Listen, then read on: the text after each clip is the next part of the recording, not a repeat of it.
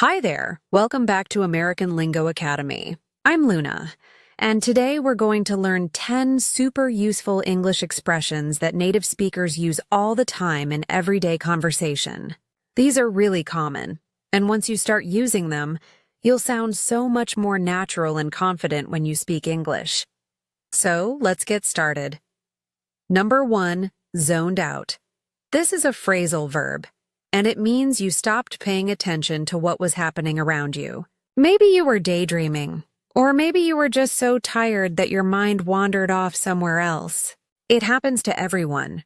We use this when someone wasn't listening or wasn't aware of what was going on because they were lost in their own thoughts.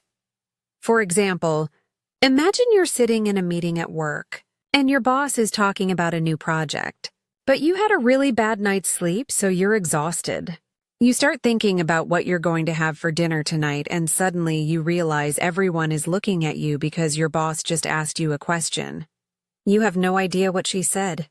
Later, you might tell your coworker, "I'm so sorry, I totally zoned out during that meeting." Here's another one. Let's say you're having dinner with your family, and your mom is telling a story about something that happened at the grocery store. But you're thinking about a text message you got from your friend earlier. Your mom finishes her story and says, "So what do you think?" And you just stare at her because you didn't hear anything. She laughs and says, "You zoned out again, didn't you?" Number 2, spaced out. This is also a phrasal verb, and it means almost exactly the same thing as zoned out. When you space out, you stop paying attention because your mind drifts away. Native speakers use zoned out and spaced out in the same way, so you can use either one. For example, you're in your English class, and your teacher is explaining grammar. But you start thinking about your weekend plans, maybe a trip to the beach. You're not listening anymore. Suddenly, your teacher calls your name and asks, "Can you answer the question?" But you have no idea what the question was. You might say, "Sorry, I spaced out for a second." Can you repeat that? Here's another one. Imagine you're driving your car, and you're supposed to turn left at the next street to go to your friend's house. But you're listening to a really interesting podcast. Before you know it, you've driven right past your turn. You realize, oh no, I spaced out and missed my turn.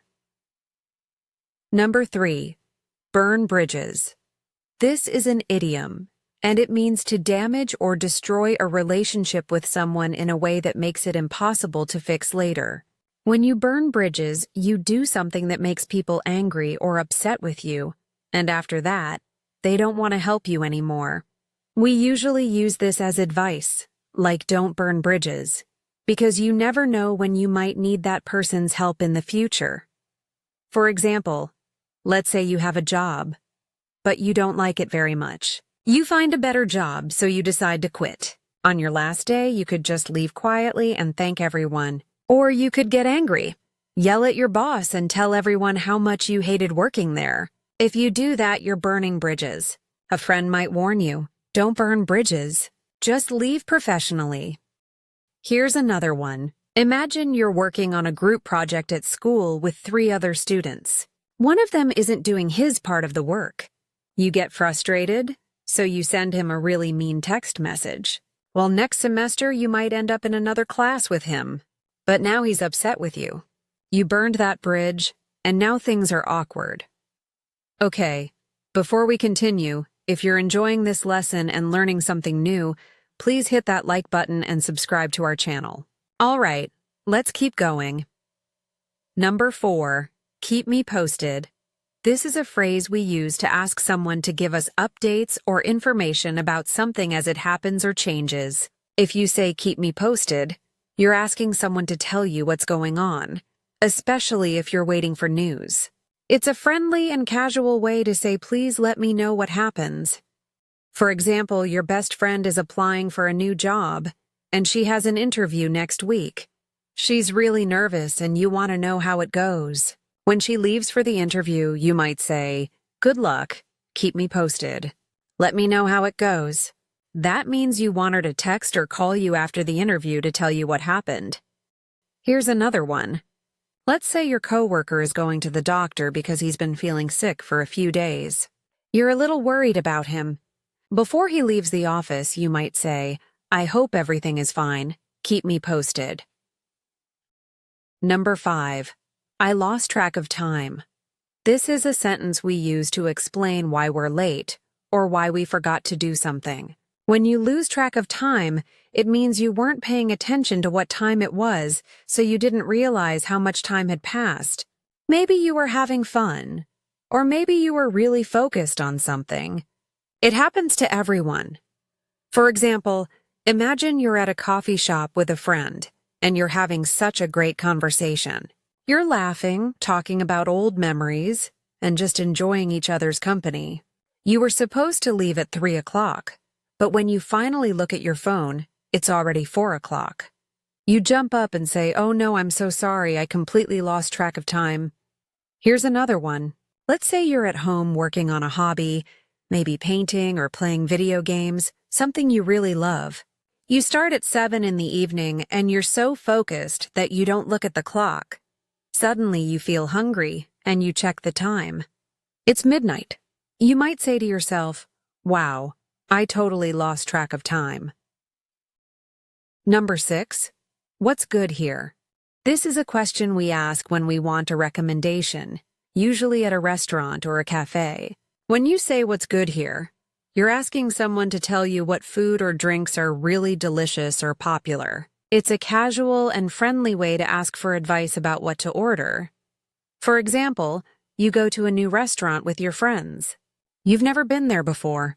When the server comes to your table, you might smile and ask, "Hi, this is my first time here. What's good here?" The server will probably suggest a few popular dishes. Here's another one. Imagine you're visiting a new city, and you walk into a small bakery.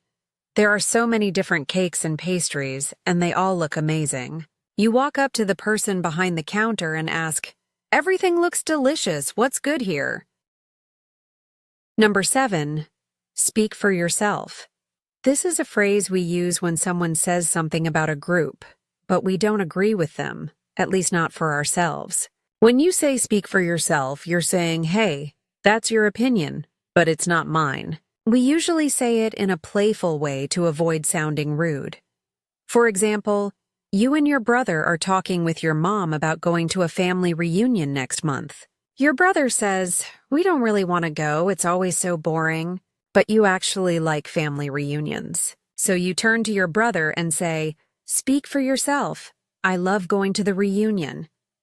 Here's another one. Let's say you're at work, and your coworker says to your boss, "We all think the new schedule is too difficult." But you don't think the schedule is difficult at all.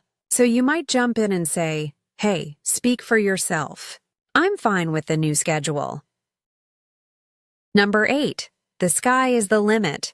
This is an idiom, and it means there are no limits to what you can achieve or how successful you can be. When someone says the sky is the limit, they're saying anything is possible.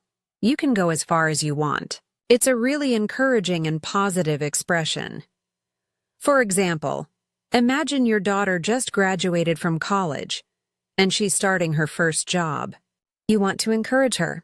You give her a hug and say, "I'm so proud of you. Remember, the sky is the limit.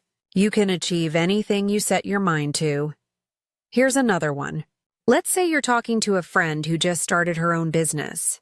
She's working really hard. You believe in her and you tell her, "Keep going. The sky is the limit." Number 9. Get a grip. This is a phrase we use to tell someone to calm down or stop overreacting. When you say "get a grip," you're saying, "Hey, you need to relax." We usually say it to people we know well, like close friends or family. For example, your teenage son is freaking out because he got a B on a test. He's really upset and keeps saying, "My life is over." You know he's overreacting. You say, "Hey, get a grip, it's just one test, you're going to be fine." Here's another one. Your friend is getting ready for a party and she's tried on 10 different outfits. She's stressing out because she can't decide what to wear. You laugh and say, "Okay, get a grip. You look amazing. Let's just go and have fun." Number 10. I'm humbled. This is a phrase we use when something really special happens to us, and we feel grateful and honored. When you say I'm humbled, you're expressing deep appreciation. It shows that you don't take it for granted. For example, you're a teacher, and at the end of the school year, your students surprise you with a big thank you card. They wrote beautiful messages about how you changed their lives. You look at your students and say, "Thank you so much, I'm truly humbled." Here's another one. You've been working at your company for 5 years, and your boss announces that you're being promoted to manager. Everyone claps for you. You stand up and say, "Wow, thank you everyone. I'm really humbled by this." All right, everyone, that's it for today's lesson. We covered 10 really useful expressions that you'll hear all the time in American English. If you enjoyed this video, please give it a thumbs up and subscribe to the channel. Thanks so much for watching, and I'll see you in the next video.